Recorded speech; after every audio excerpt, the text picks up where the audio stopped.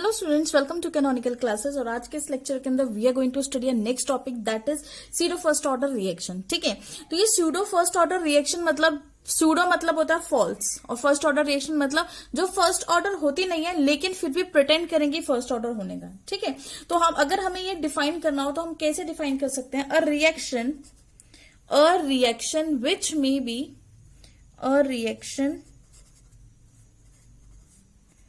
which may be second order, a reaction which may be second order reaction। ठीक है, और या हम बोले उसको सेकेंड ऑर्डर को और क्या बोल सकते हैं? और बायमोलिक्यूलर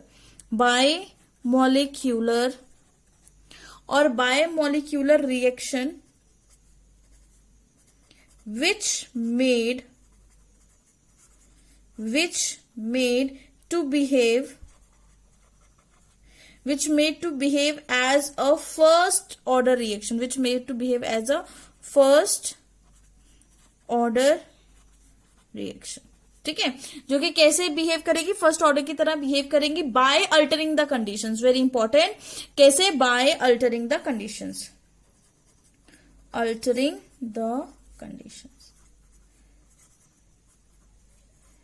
ठीक है, बाय अल्टरिंग द कंडीशंस। क्या मतलब है इसका?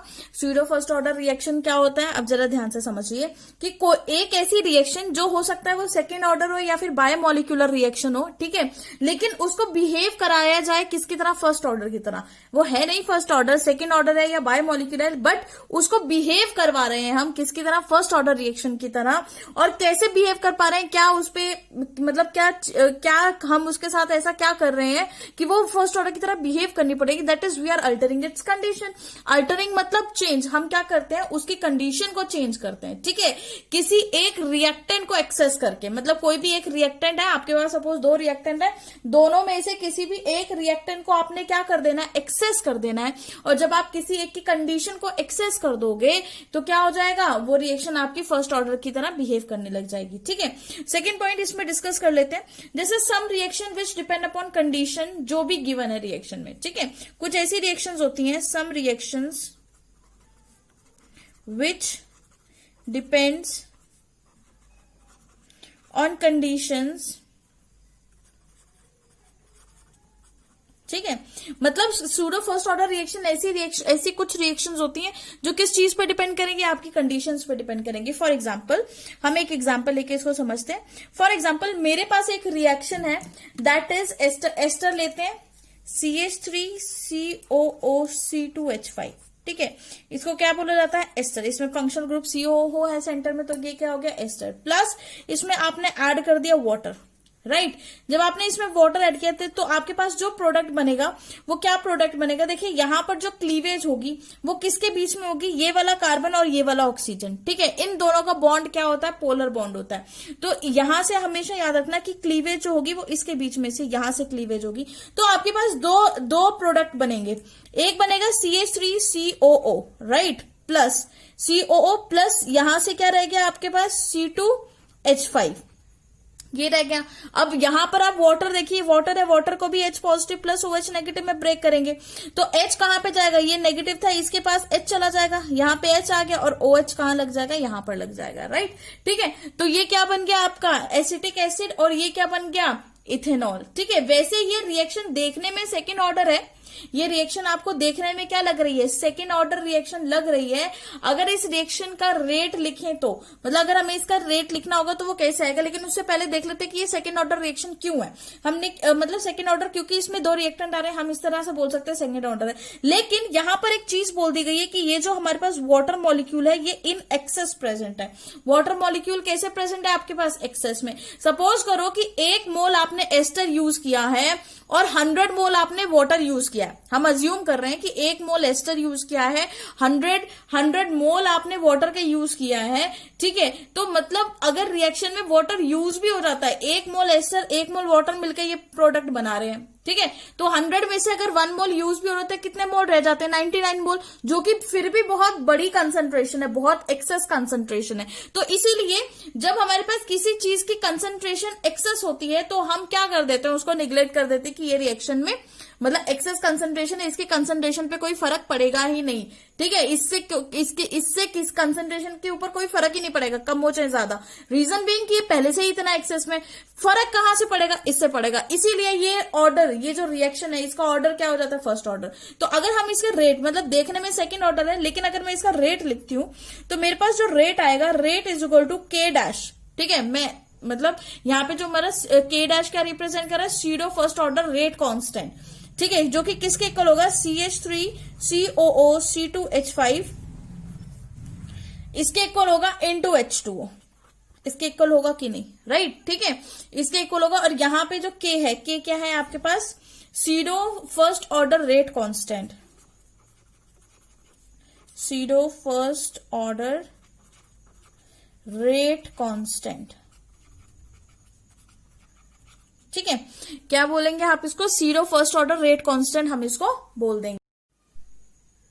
तो आप देखिए हम क्या करते हैं, यहां पर हमारे पास के डैश है, ये वाला के डैश एंड H2O, जो हमारे पास के डैश एंड H2O वो क्या है, इस कांस्टेंट, ये दोनों ही कांस्टेंट है। ठीक है, कांस्टेंट, वाटर को क्यों कांस्टेंट ले लिया, देखिए ये तो pseudo first order rate constant है, वाटर को इसलिए कांस्टेंट ले लिया क्योंकि वाटर इतनी ज्यादा एक्सेस अमाउंट में है कि अगर उसका कुछ कंसंट्रेशन खर्च भी हो रहा है, मतलब एक्सपेंड भी हो रहा है, रिएक्शन के अंदर जा भी रहा है, तो भी उसकी कंसंट्रेशन को कोई फर्क नहीं पड़ता, मतलब इतना ज्यादा एक्सेस अमाउंट में। ठीक है, मतलब अगर आप बोले कि 1000 है, 1000 में से अगर 1 आप माइनस भी कर दोगे तो 999 बच जाएगा कि नहीं, तो वो भी कंसंट्रेशन क्या है, बहुत ज्यादा ही है, राइट। ठीक है, तो उसी तरीके से के dash and H2O is constant, तो हम इसको रिप्लेस कर देते हैं। ठीक है, और इसको कैसे रिप्लेस करेंगे, मतलब के डैश और H2O मिलकर एक नया कांस्टेंट जनरेट करते हैं जिसको हम बोलते हैं के, वेरी इंपॉर्टेंट, जिसको हम क्या बोल देंगे, सिंपली के बोलेंगे। तो अगर आपको रेट लिखना है यहां पर, तो rate is equal to K, bracket में CH3COO C2H5 आपने लिखा। ठीक है, here reaction is appearing to be first order reaction, यहां पर रिएक्शन कैसी लग रही है, यहां पर reaction is appearing to be first order reaction, reaction is appearing to be first order reaction. ठीक है, यहां पे रिएक्शन आपकी कैसे लग रही है, यहां पर जो रिएक्शन है वो देखने में फर्स्ट ऑर्डर लग रही है, क्योंकि वाटर इतनी एक्सेस क्वांटिटी में है कि उसको कांस्टेंट माना जा सकता है, राइट, वेरी इंपॉर्टेंट। ओके, तो हम सिंपल बोले हाइड्रोलिसिस ऑफ एस्टर, क्योंकि पानी के साथ रिएक्शन हो रही है ना इसकी, तो इसलिए इसको हाइड्रोलिसिस ऑफ एस्टर भी बोला जाता है। तो hydrolysis of ester is an example of pseudo first order reaction, क्योंकि हाइड्रोलिसिस जब हो रही है तो वहां पे वाटर बहुत ज्यादा एक्सेस क्वांटिटी में ले लिया गया है। सेकेंड, अगर हम सेकेंड एग्जाम्पल की बात करें तो हम सेकेंड एग्जाम्पल ले लेते हैं, सुक्रोज की हाइड्रोलिसिस करवा देते हैं। Sucrose is C12H22O11, this is your sucrose, और इसमें आपने डाल दिया वाटर। ठीक है, ये क्या है, सुक्रोज, और ये क्या है, एक्सेस में वाटर आपने ऐड कर दिया, राइट। तो यहां से जो प्रोडक्ट बनेगा वो क्या बनेगा, C6H12O6 प्लस C6H12O6, राइट। ये है आपका ग्लूकोज, इसको हम ग्लूकोज बोल देते हैं, ये ग्लूकोज बना, और ये क्या बना, फ्रक्टोज। ठीक है, ये दोनों क्या, एक ग्लूकोज बना, एक फ्रक्टोज बना। तो यहां पर भी जो टोटल पूरी जो रिएक्शन है वो आपकी किसके ऊपर डिपेंड कर रही है, इसी के ऊपर डिपेंड कर रही है। ठीक है, तो इसके लिए भी आप सिंपली रेट लिखोगे, इसके लिए भी अगर मुझे रेट लिखना होगा तो रेट क्या होगा, rate is equal to K bracket में C12H22O11, यही आएगा। ठीक है, तो ये किसकी तरह देखने को मिल रही है, आपकी फर्स्ट ऑर्डर रिएक्शन की तरह देखने को मिल रही है। मतलब वाटर एक्सेस क्वांटिटी में है तो उसको निग्लेक्ट कर दिया, जैसे हमने के डैश और H2 को निग्लेक्ट कर दिया, वैसे यहां पे मैंने डायरेक्ट लिख दिया, मैंने पहले जैसा स्टेप यहां पर नहीं किया। ठीक है, तो इसमें कोई कंफ्यूज होने वाली बात नहीं है। तो हाइड्रोलिसिस ऑफ एस्टर और hydrolysis of sucrose are the example of pseudo first order reaction, जो कि वेरी वेरी इंपॉर्टेंट है। ठीक है, सूडो फर्स्ट ऑर्डर सिंपली की क्या होती है कि रिएक्शन हो देखने में तो आपको लगेगी कि वो सेकंड ऑर्डर है, ठीक है, सेकंड ऑर्डर या बाय मॉलिक्यूलर रिएक्शन है, दो मॉलिक्यूल रिएक्ट कर रहे हैं, बट एक्चुअल में जो आप उसका ऑर्डर फाइंड आउट करोगे तो वो देखने में आपको वो निकलेगा 1, क्योंकि यहाँ पर एक ऐसा कंपोनेंट आप यूज करते हो, सॉरी एक ऐसा बोले रिएक्टेंट आप यूज करते हो जो इतनी ज्यादा एक्सेस क्वांटिटी में है कि वो कांस्टेंट ही हो जाता है, ठीक है, तो इसलिए आप उसको कंसीडर ही नहीं करते. After pseudo first order reaction, next moving to next topic, that is activation energy. और activation energy को represent किया जाता है EA के साथ, ठीक है. तो activation energy होती क्या है, तो देखिए सपोज कोई भी एक रिएक्शन ले लो, जैसे कि सपोज मेरे पास रिएक्शन है A plus B gives you C plus D, ठीक है, ये मैंने एक जनरल रिएक्शन ले रखी. तो ये जो मॉलिक्यूल है, ये जो मॉलिक्यूल्स हैं ये एक दूसरे के साथ क्या करेंगे, कोलाइड करेंगे, है ना. जब एक दूसरे के साथ कोलिजन होगा और कोलिजन के बाद ही कोई भी रिएक्शन स्टार्ट होती है. मतलब अगर आप चाहते हैं कि किसी भी मॉलिक्यूल की रिएक्शन स्टार्ट हो तो वहां पे सबसे मेन फंडा क्या है, इनका क्या होना, कोलाइड होना, ठीक है, इनका क्या होना, कोलिजन होना. इनका कोलिजन इज वेरी इंपॉर्टेंट, क्योंकि अगर ए और बी का कोलिजन नहीं होगा तो रिएक्शन आगे प्रोसीड नहीं करेगी, राइट, फर्स्ट पॉइंट. सेकंड चीज, रिएक्टेंट साइड में मैक्सिमम 3 मॉलिक्यूल हो सकते हैं, ठीक है, 3 से ज्यादा मॉलिक्यूल नहीं होते. क्यों नहीं होते, आप बहुत ही रेयर केसेस होते हैं जहां पे ऐसा होगा, लेकिन नॉर्मली जनरल रिएक्शंस के अंदर ऐसा नहीं होता. रीजन बीइंग कि क्या रीजन है, कि रीजन बीइंग 3 से ज्यादा मॉलिक्यूल एक दूसरे के साथ कोलाइड नहीं कर सकते हैं, ठीक है, वेरी इंपॉर्टेंट थिंग. 3 से ज्यादा मॉलिक्यूल एक दूसरे के साथ कोलाइड कभी भी नहीं कर सकते, ठीक है. क्यों नहीं कर सकते, तो देखिए कोलिजन के लिए इंपॉर्टेंट होता है सरफेस, ठीक है, जितना ज्यादा उसको सरफेस मिलेगा उतना ज्यादा कोलिजन होगा. और दोनों 2 या 3 मॉलिक्यूल को सरफेस मिल जाता है कोलाइड करने के लिए, लेकिन 3 से ज्यादा मॉलिक्यूल कोलाइड नहीं कर पाते क्योंकि उनको सरफेस नहीं मिलेगा. तो यहां से हमें एक चीज, जो इंपॉर्टेंट चीज पता लगी, वो दैट इज, वो क्या है, more is the surface area, more will be collision, है कोलिजन, ठीक है, more is the surface area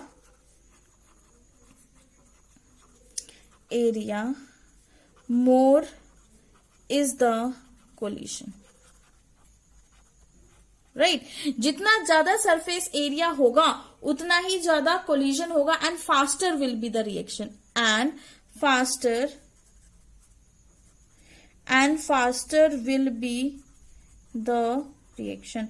और उतनी ही फास्टर क्या होगी, आपकी रिएक्शंस होगी. मतलब जितना ज्यादा सरफेस एरिया उतना ज्यादा कोलिजन, और उतनी ही तेज क्या हो जाएंगे, आपकी रिएक्शन होगी. मतलब रिएक्शन डायरेक्टली और इनडायरेक्टली किस पे डिपेंड कर रही है, कोलिजन पे, और कोलिजन डायरेक्टली और इनडायरेक्टली किस पे डिपेंड कर रहा है, सरफेस एरिया पे. मतलब सरफेस एरिया ज्यादा तो कोलिजन ज्यादा, कोलिजन ज्यादा तो रिएक्शन विल बी फास्टर, ठीक है.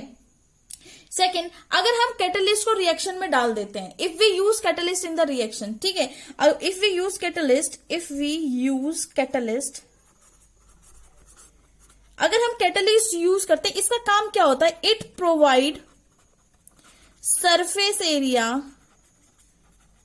फॉर एब्जॉर्बेंट, ठीक है, फॉर एब्जॉर्प्शन. ये क्या करेगा, सरफेस एरिया प्रोवाइड करता है एब्जॉर्प्शन के लिए, राइट, ठीक है, डिपेंडिंग अपॉन द कैसा कैटलिस्ट है, राइट, उसकी एब्जॉर्प्शन प्रॉपर्टी है या एब्जॉर्प्शन प्रॉपर्टी है. तो ये क्या कर रहा है कि कैटलिस्ट नॉर्मली क्या है, ये सरफेस एरिया प्रोवाइड करते हैं फॉर द एब्जॉर्प्शन.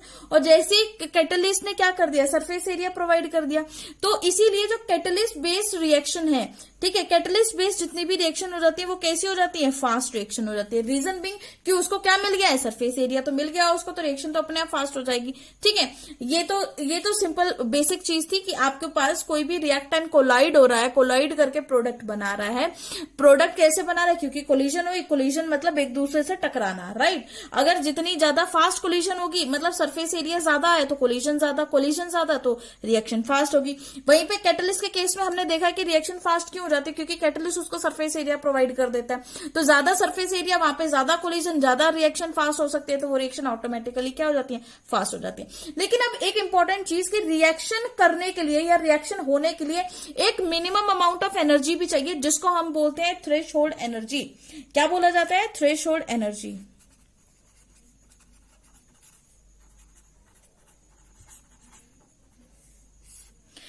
क्या बोलते हैं इसको, थ्रेशोल्ड एनर्जी. और थ्रेशोल्ड एनर्जी सिंपली अगर हम बोलें क्या होता है, it is a minimum energy with which molecule start colliding. जिससे मॉलिक्यूल क्या कर देते हैं, आपका कोलाइड करना स्टार्ट हो जाते हैं, ठीक है. तो हम इसको लिख सकते हैं, the minimum the minimum amount of energy, ठीक है, ऐसे अमाउंट की energy that molecule needs, that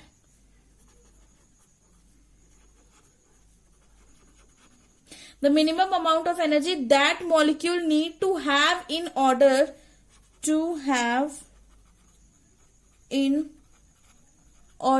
ठीक है, to have in order for a reaction to take place, for a reaction to take place, ठीक है, मतलब कोई भी रिएक्शन हो रही है, is called threshold energy, is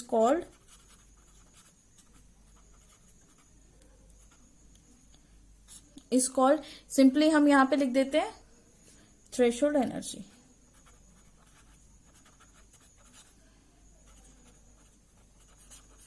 ठीक है, तो इसको क्या बोला जाता है आपका, सिंपली थ्रेशोल्ड एनर्जी बोला जाता है। तो सिंपली अगर हम बोले what is threshold energy, it is the minimum amount of energy, ये कम से कम अमाउंट की एनर्जी रहती है जो मॉलिक्यूल को चाहिए होती है कोई भी रिएक्शन करने के लिए। अगर ये एनर्जी नहीं होगी तो मॉलिक्यूल रिएक्शन ही नहीं कर सकते, क्योंकि कोलिजन के लिए भी तो एनर्जी चाहिए ना।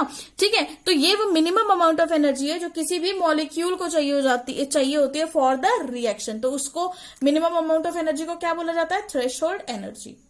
अब सपोज करिए हम इस रिएक्शन के लिए ग्राफ ड्रॉ करते हैं, इस तरह से मैंने ग्राफ ड्रॉ किया। ठीक है, ये एक्सिस है for the progress of the reaction, progress of reaction. ठीक है, रिएक्शन की प्रोग्रेस हो रही है, और ये किसके लिए है, एनर्जी के लिए। ऊपर क्या जा रही है, आपकी एनर्जी जा रही है। ठीक है, तो अब आपके पास रिएक्शन जो देखने को मिलेगी वो आपको कैसी देखने को मिलेगी, यहां पर जो आपको ग्राफ देखने को मिलेगा वो कुछ इस तरीके से देखने को मिलेगा। यहां तक कुछ एनर्जी होगी, उसके बाद इंक्रीज हुई, फिर उसके बाद क्या होगी, डिक्रीज होगी।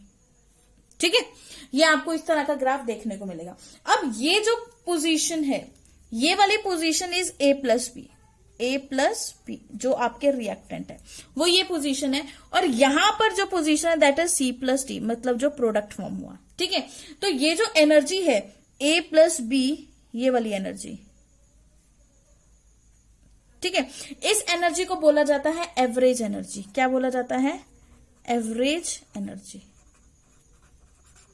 ठीक है, इस एनर्जी को क्या बोला जाएगा, एवरेज एनर्जी। मतलब ये एनर्जी पहले से ए एंड बी के पास थी, जिसकी वजह से वो रिएक्शन आगे प्रोसीड हुई है। ओके, अब देखिए, अगर इन मॉलिक्यूल्स को रिएक्शन करना है, मतलब सपोज पहले ए एंड बी है, अगर इन मॉलिक्यूल को रिएक्शन करना है तो इनकी मैक्सिमम हाइट कितनी होनी चाहिए एनर्जी की, इतनी, यहां तक पहुंचना चाहिए। ये जो पोजीशन है, अगर मॉलिक्यूल इतना कोलाइड करता है तो रिएक्शन जो है आगे बढ़ जाती है। ठीक है, ये वो पोजीशन है जहां पे मॉलिक्यूल अगर कोलाइड करेगा, इतने लेवल तक कोलाइड करेगा तो ऑटोमेटिकली आगे जाके क्या बनेगा, प्रोडक्ट बनेगा, मतलब रिएक्शन स्टार्ट हो जाएगी और आपका प्रोडक्ट बन जाएगा। ठीक है, तो ये जो टोटल एनर्जी है ऊपर से लेके नीचे तक, ये वाली एनर्जी यहां से लेके यहां तक, इस एनर्जी को बोला जाता है थ्रेशोल्ड एनर्जी।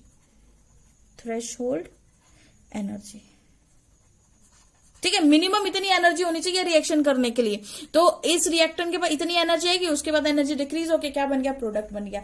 नेक्स्ट थिंग जो यहाँ पे वेरी इंपॉर्टेंट थिंग नेक्स्ट जो हम यहाँ पे डिस्कस कर रहे हैं, दैट इज कि अगर मेरे पास यहाँ पे देखने को मिलती है कि ये जो एनर्जी है, इसी एनर्जी को एक और नाम से जाना जाता है, मतलब कि एवरेज एनर्जी तक जो आपकी एनर्जी आती है, इस एनर्जी से लेवल जो यहां तक आता है, इसको बोला जाता है एक्टिवेशन एनर्जी। क्या बोला जाता है, एक्टिवेशन एनर्जी। ठीक है, जिसको हम EA से डिनोट करते हैं, राइट। ठीक है, तो यहां से यहां तक मतलब जो भी एनर्जी है दैट इज एक्टिवेशन एनर्जी।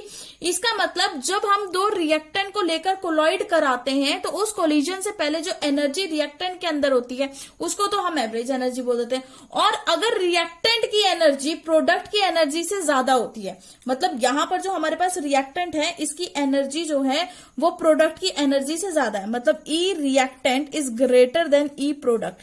अगर मेरे पास ऐसी कंडीशन आती है ऐसी कंडीशन आती है, तो इसका मतलब ये है कि मींस मुझे रिएक्टेंट के पास मैक्सिमम एनर्जी है रिएक्शन प्रोसीड करने के लिए, ठीक है, मतलब उसके पास इतनी एनर्जी है कि रिएक्शन आगे बढ़ा सकता है। हमें इसको एनर्जी देने की जरूरत बिल्कुल भी नहीं है, एनर्जी देने की जरूरत नहीं है, इसके पास इतनी ज्यादा एनर्जी है कि रिएक्शन में यूज हो जाएगी और बच भी जाएगी। तो इस तरह के प्रोसेस को हम क्या बोल सकते हैं, this type of process is known as exothermic process. तो ये चीज जहां पे रिएक्टेंट की energy is greater than product energy, तो ये जो प्रोसेस है इज एक्सोथर्मिक प्रोसेस। इस प्रोसेस को हम क्या बोलेंगे, इस प्रोसेस को हम बोल देते हैं एक्सोथर्मिक प्रोसेस। अब सपोज करिए मेरे पास इस तरह का केस है, केस 2, ठीक है। यहां पर ये क्या है आपके, फिर से इसको हम प्रोडक्ट रिएक्टेंट ले लेते हैं।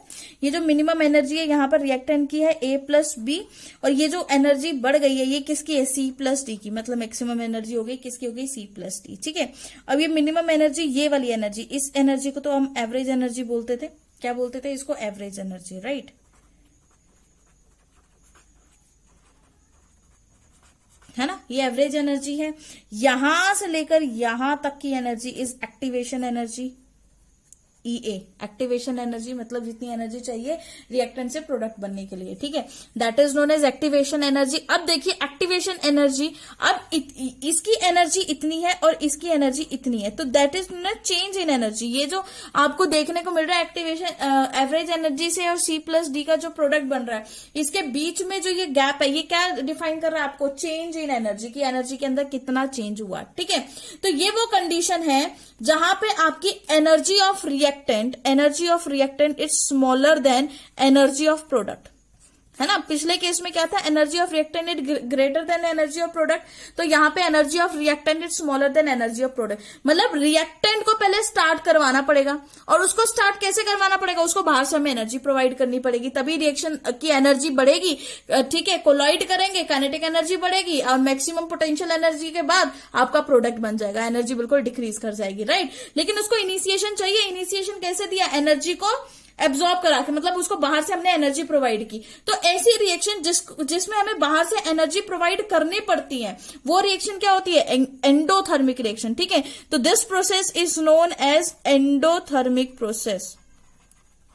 एंडोथर्मिक प्रोसेस, कौन सा प्रोसेस एंडोथर्मिक प्रोसेस हुआ, जहां पर जो energy of reactant is smaller than the energy of product, right. अब एक और इंपॉर्टेंट चीज जो हमें यहां पर याद रखनी है, that is low activation energy. अगर किसी भी सब्सटेंस की एक्टिवेशन एनर्जी की वैल्यू कम है, ठीक है, लो एक्टिवेशन एनर्जी